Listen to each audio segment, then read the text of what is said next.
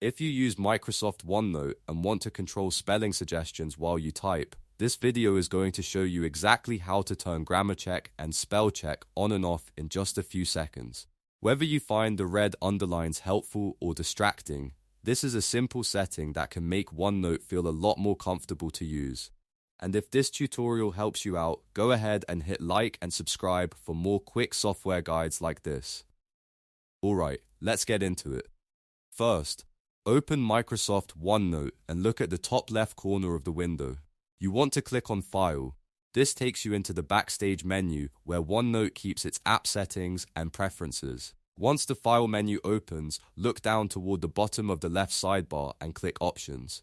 This will open the OneNote Options window where you can change things like editing, display, proofing, and other behavior in the app. Now in the Options window, click on the Proofing tab.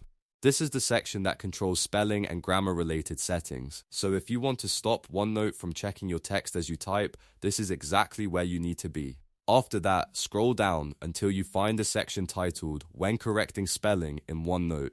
Here you'll see the setting that controls live spell checking. To turn spell check off, simply uncheck the box labeled Check Spelling as you type. Once that box is cleared, OneNote will stop showing spelling suggestions while you type, which can be useful if you're typing notes quickly or don't want the constant red underlines. If you want to turn spell check back on, just come back to the same setting and check the box labeled Check Spelling as you type. That will re-enable automatic spelling checks so OneNote can flag possible mistakes in real time. If you're mainly trying to reduce distractions, turning it off can make the writing experience feel much cleaner. But if you want extra help catching mistakes, turning it on is the better choice.